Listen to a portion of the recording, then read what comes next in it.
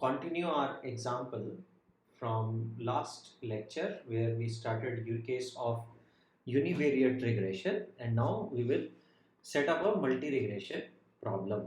Now we will use the same data set, but our focus would be here to set up a problem where we are having multiple inputs or multi size of predictor is greater than 1, and we are trying to predict y, and we are going to stick to the same example. So we'll use same x, which in fact now we will not use same x, and we will use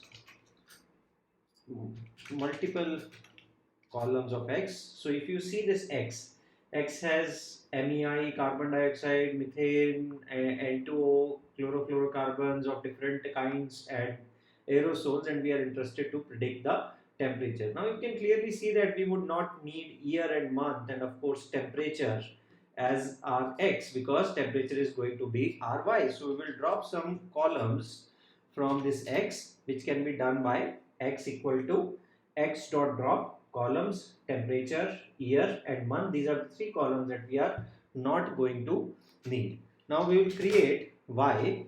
So I will be using small y pd dot data frame. We saw that last time we encountered some error when we were not using this data frame transportation, as it takes care of the size, and our y would be temperature. So when we run this, let us say that what we get here, so we will just do print x. Now you see that from x, temperature, year, and month has vanished, so which is good because we really didn't need them in our in setting up our predictors. Now again we will split this data in 70-30 ratio. So x train would be x 0 to 214, and y train would be y 0 to 214. Similarly, we can set up x test, right? So everything which is not here is x test.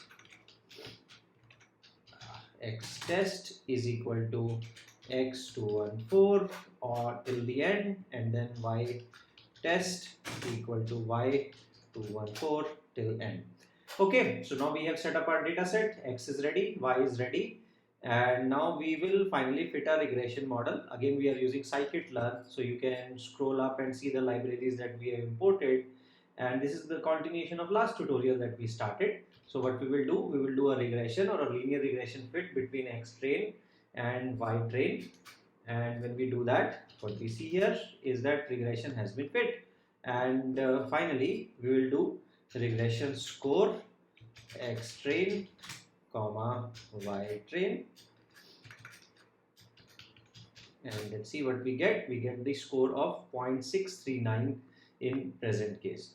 Now let us also look at how our testing is performing, which I suppose should be terrible because we saw that there was a reversal of trend coincidentally with our test period, and our model never saw the data, and hence we expect this model to be performing poorly when it comes to testing that. Okay, so we are good here. However, one of the biggest limitations that I feel of scikit-learn is that it does not give ready-made uncertainty around the parameters, which is one of the key thing to report, because we have to always remember that we are dealing with samples, and if these sample changes, or if we take a different subsamples out of the entire sample space, our scores of regression or the value of coefficients could change. Also, it doesn't tell us that whether this model is good, or if we go for simpler model, it would be better in terms of AIC or other information criteria. So we'll talk about all these statistics later on once we are a little bit more comfortable with programming. So there is another library that I typically use when it comes to multivariate regression, and that is statsmodel. So I will show the demonstration of statsmodels to set up this regression. And what we will do, we will import a library called statsmodel.api as sm. So once we import that, we will again use the same data set. So our y and x are already set up, so we don't have to run that.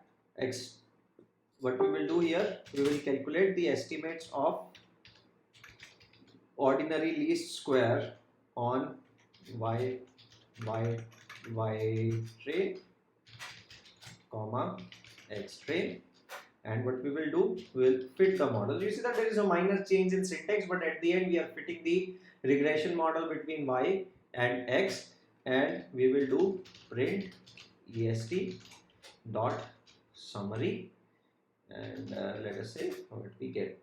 Okay, x train is not defined because t is capital here.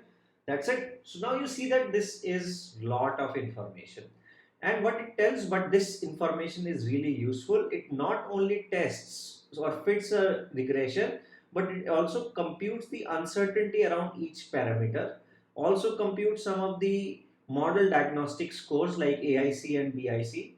It also computes the log likelihood. So we have emphasized a lot on log likelihood and maximum likelihood estimate. So for a given set of parameters, what is the log likelihood of observing the values in our y vector, because we are setting it up as a regression problem, and to interpret it, there are some p values are also associated. P values will give us an indication whether our slope of particular variable is significant or not. And our null hypothesis is that slope is equal to 0, and we would be rejecting null hypothesis if we do not have enough evidence against it, in support of it. That is, if p value is less than 0.05, if we are going with the 95% significance level, or alpha equal to 0.05, we would say that if p value is less than 0.05, we cannot go with null hypothesis that slope is equal to 0, and hence we go with the alternate that slope is not equal to 0, and whatever is the value of slope we adapt it. And we will be doing one very special recording on p value, but right now, just for sake of completeness, I wanted to bring it to a highlight. For example, you see that for methane we get a p value of 0.8. Since p value is greater than 0.05, which is our threshold in this case, we assume that for methane slope is not significantly different from 0. Please listen again. If p value is greater than 0.05, slope is not different from 0 significantly, hence the coefficient of methane can be assumed to be 0, and hence this would not be a significant would not have a significant participation in developing relationship between temperature and various greenhouse gases that we have. Similarly, let us look at another example. In case of carbon dioxide, our p value is less than 0.05, hence we cannot accept the null hypothesis that slope is equal to 0. Does not matter how small the coefficient is. Mind it, it is 0.0086. It's not about whether it is 0.008 or 0.009. So basically this p value is built around what is the standard error. So in case of methane, you saw that this coefficient itself is 0.002 and a standard error is 0.001, and hence we got this p value of 0.8. On the other hand, in case of carbon dioxide, this coefficient is 0.0086 and standard error is 0.003, which is comparatively less as compared to value of the coefficient, and hence we observe this p value. Similarly, if you look at the 25% and 97.5%, which gives us the 95% confidence interval, in case of methane we are on both sides of 0. However, in case of carbon dioxide, we are only on positive side, and hence you see that p value in one case is significantly different, although coefficients have significant numbers somewhere, non-zero numbers after certain places in decimal. Then there are certain other statistics and their inferences wherever required. So for example, for this model we get that condition number is large. We will again look into the details of what is condition number and what is Zark-Bera statistics, Durbin-Watson statistics, but right now this gives us an indication that there is some existence of